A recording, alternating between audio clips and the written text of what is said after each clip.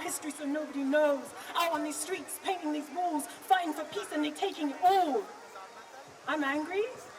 Yeah. You want to talk about Nubian kings and queens, but you don't even know where Nubia is, and you won't even listen when Nubia screams. Oh, how many more bullets have to fall? Oh, we fighting for peace and it's justice we seek, but they blind what we see, so there's nothing at all. Why can't you hear me? Your silence stifles their screams. This is America. This is Britannia.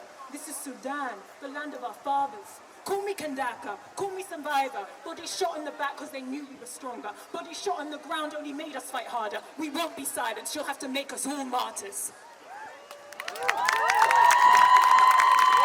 الشعب والسلطة سلطة الشعب والعسكر للسكنات والجنجويد الحزب.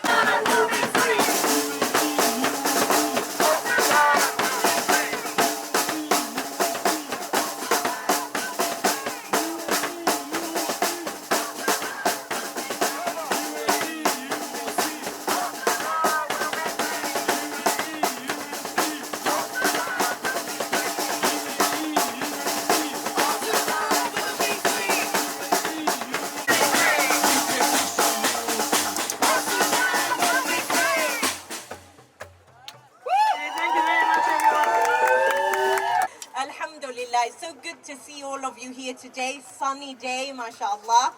I will not rest until we have 500,000 here, just like we need those numbers. So last we were here with all of you in February, I told you about our initiatives to raise money, the Sudanese Legal Network, for Ramadan. And alhamdulillah, with the help of all your donations, we were able to raise 16,000 sterling.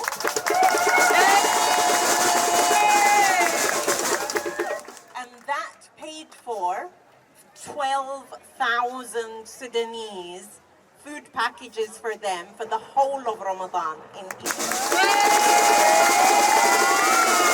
So it's a great achievement, alhamdulillah, but not enough. Not enough for the people of Egypt. We know that there are hundreds and thousands of Sudanese who are in Egypt, and there are millions in Sudan. Whilst we've been walking, feeling maybe the strain of the walking, we know that many hundreds and thousands, millions of men, women and children in Sudan are doing that walk.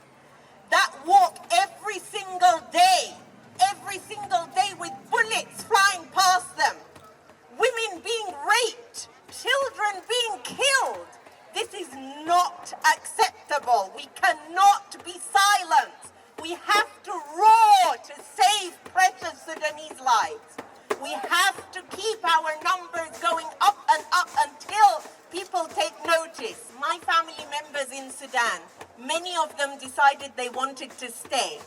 And the hunger is not something we just read about or hear on the news. There's not enough of it on the news. Earlier speakers were saying we're not the forgotten war. Oh yes, we are.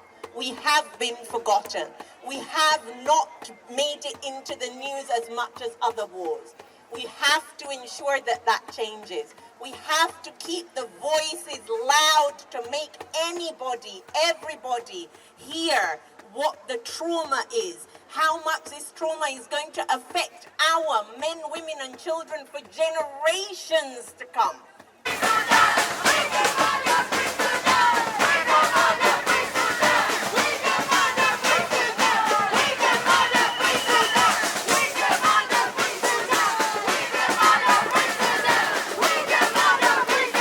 We would go march with Gaza, but at the same time we do need more support for Sudan.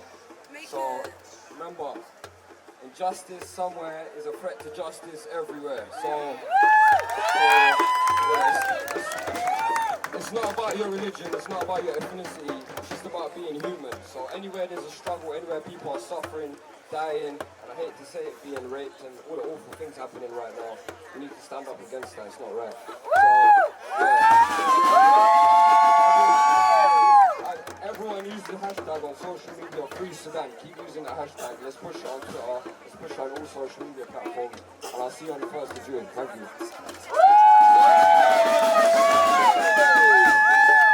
First, I'm a trade unionist. I'm an international solidarity officer, and I've been privileged to be able to be part of the understanding of what is going on in Sudan and your revolution and the way you ousted al-Bashir and the rise of the resistance committees and your independent trade unions. And we have been carrying the voices of the trade unions from the Port of Sudan fighting privatisation, from your Sudanese Doctors Union, from the Sudanese Teachers Committee, and we have been trying to get into the unions, our union branches around the UK to support you. But our voices are small, and as the brothers, the way that the people have struggled, and even the Financial Times a week ago said that the heroes of Sudan are the people in the neighbourhood networks. We know them as the resistance committees, because they are still working for the people against the generals. I want to say 70%, you know now, over 70% of people in the UK are against arms to Israel. What an achievement. Well, if they're against arms to Israel, they will be against arms to Sudan as well.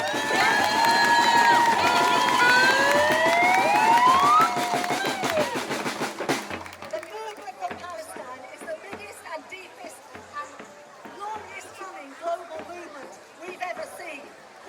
And Sudan is part of that. You are linked to that by the same things I said: colonialism, imperialism, racism and war. So the more we can know that we are part of the movement for Palestine, the more we will strengthen our movement for Sudan. Last thing, we stand with the Sudanese activists inside and outside Sudan, continue the fight for bread, freedom and social justice, and against racism and the scapegoating of refugees fleeing war and oppression.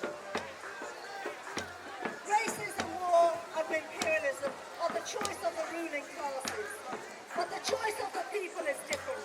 The choice of the people is the struggle for freedom, the struggle for bread, the struggle for justice. Revolution is the choice of the people. Free Sudan!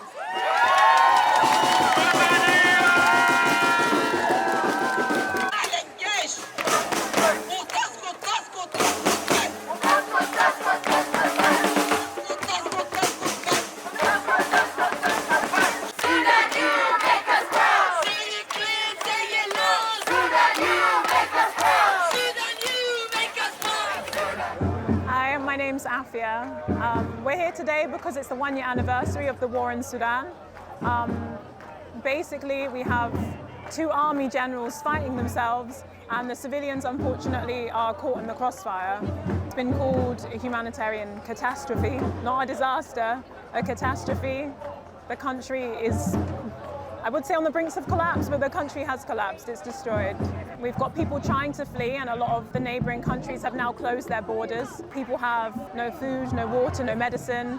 We have disease outbreaks. We have birds changing their migration routes to feast on the dead bodies on the streets, along with the dogs. So we're basically here to raise awareness about Sudan because it is being called the Forgotten War. So please, people that are here, just a simple Google, do some research, ask people about Sudan. It's okay, let's all be humble. But we have to come together as people, because I know there are so many conflicts in the world, but the only way to end that is by supporting each other and coming together, because these aren't isolated incidences. This is happening all over the world. We've got energy, we're friendly people, we're peaceful people. This has happened because we wanted to have a civilian government. We ousted our 30-year dictator peacefully. The Sunnis revolution was compared with the civil rights movement because we refused to take up arms against brutal violence. And unfortunately, we're being punished for that because the global community decided not to support our civilian government, and they decided to support militias and army generals that we told them were dangerous.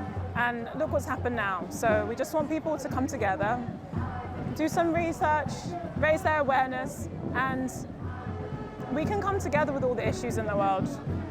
Let's put pressure on all of these governments. And I know there's some boycotting happening right now, but there's more boycotting to be done. We need to look at ourselves. What world do we